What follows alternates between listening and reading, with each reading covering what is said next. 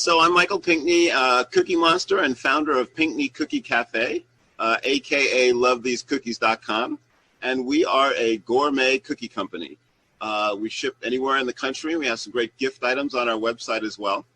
And what makes us special is that it really has been a journey all about the cookies. Our cookies are all natural. Number one ingredient is dark Belgian chocolate with the cookies that have chocolate. My favorite's the Bing Bling, which is a chocolatey dough, chocolate chip, coconut, and diced dried Bing cherries. And we have other great flavors like our flagship, which is a brown butter, brown sugar, bourbon spice. So that's the one you want to try. Oh my God! What's the bourbon? I use Woodinville Whiskey Co., which is a local company that is about 7 years old or so, and they've had just explosive growth and were bought by a larger company. So really good bourbon. You're a bad man. You're going to corrupt us all. I've been accused of that before. I have. But we also have miracle cookies, and those are vegan and gluten-free and delicious, which of course is a miracle. And the biggest problem was just day one, deciding what to do. I learned about the pandemic because we are 2 miles that way from the nursing home that was ground zero in Washington, where they reported the first cases, and 1 mile that way from the hospital where the people who died. And so I knew from the get-go that I was right in the absolute center of it, the most dangerous place in the United States as far as the pandemic went. So the first question was just whether to stay open. I was able to stay open because as a food business, I was a essential business. One of my, two employees are either high risk or very, very high risk. And I'm high risk because I'm not a young man anymore. And so the first question was just, do we stay open and can we make it work? We decided to do that, but I decided not to do farmers markets because I thought that was just too risky a proposition. And as it turned out, the farmers markets closed in a week anyway. So in a sense, it was a blessing in disguise because I did have the personnel that I didn't have last year, and I certainly had the time to work on the online business. We came up with a good idea to get it launched, which was I did an email to all of my Square marketing customers. I use Square, that little swipe device for orders at credit card orders at farmers markets, and you can send email to a subset of those people. And so the first campaign, the subject was something like, we can't wait for the farmers markets to reopen, ... And then when you opened the email, it says, but you can still get your favorite cookies. We had a 71% open rate, which is just, unheard of, unbelievable. Yes. Yeah, and a really high click-through rate. And of course, that created a lot of social media buzz, and that created a lot of new opportunities. And so things went from 0 to way more than anything we'd done, an order of magnitude more than anything we'd ever done overnight. And that created problems in terms of how we did things around here. I had to kind of reorient my thinking about, how do we manage inventory and how do we change the process because we have more people working, and how do we change the online system. One of the things that's a challenge for any entrepreneur is to go from where you do everything to you delegate, build to. And of course, a lot of them, there are gift cards. But a lot of people buy cookies for themselves, but what has always been popular is buying cookies for others. And in this situation of lockdowns, a lot of companies have been buying cookies for their employees who are stuck at home. Michael, you're corrupting everybody. Exactly. You gotta spread it out. A lot of people are buying cookies for friends and family, across the country. So the whole gifting aspect of it has accelerated great. And, the cookies make great gifts, particularly when they're special cookies like these. I mean, our cookies truly are without peer in terms of broad marketplace. Also, vegan people, dairy-free people, gluten-free people, and particularly people who are some combination of those have an even harder time finding good cookies. And ours truly are delicious. And so they're incredibly popular, and they make great gifts. You just heard Michael talk about the outpouring of support he saw in the form of gift cards a lot of corporations ordered, and the social media publicity he received. It's been great to see a lot of businesses take care of smaller suppliers, smaller businesses, and so on in the last few months. I want to share a little bit of what we've done for folks who help us, and then I'll share the perspective of 3 executives after I finish. In our case, like many, we helped a number of our local restaurants with gift cards, helped a number of our small businesses with bonuses. I did my fair share of publicizing a number of small businesses through Instagram and our local Facebook community page. Not just financial help, many of them needed talent. So in many cases, I helped them find resources, part-time resources. An example of that is the local UPS franchise store run by a couple, Scott and Roxanne, helped them find some talent. By the way, they have just been inundated in the last few months to the point where they're working 7 days a week now. A lot of return logistics. The list of services they provide now keeps growing. So it's been a go-to place for a lot of small businesses. Good to see Scott and Roxanne do so well. Sharon services a number of pools in the area. In Florida, we have a number of houses with pools. And so I've helped her with some publicity to, make sure she can continue to do well. Not easy going out into certain communities with COVID around, but she's persistent. More power to her. Katie takes care of my hair, doesn't have much to work with, and that of Margaret's. And, it's been really nice to have her keep us somewhat presentable.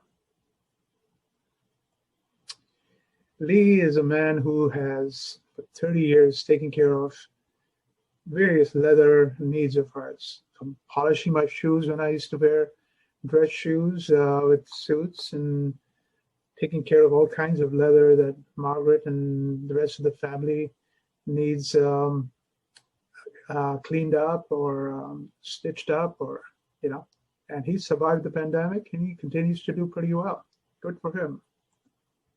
Bruce is like Sharon, does a number of yards in the neighborhood, and again, takes a risk going into these areas.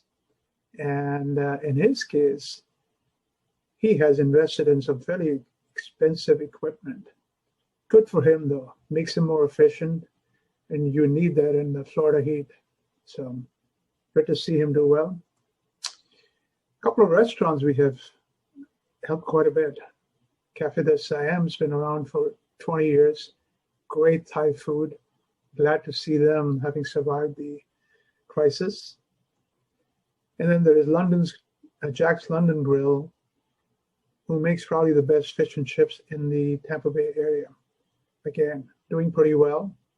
And we buy a lot of custom-made loaves from them. Nice to give them a little more business. Does an outstanding job. Now let me introduce you to 3 more executives and let them share what they did for their small businesses.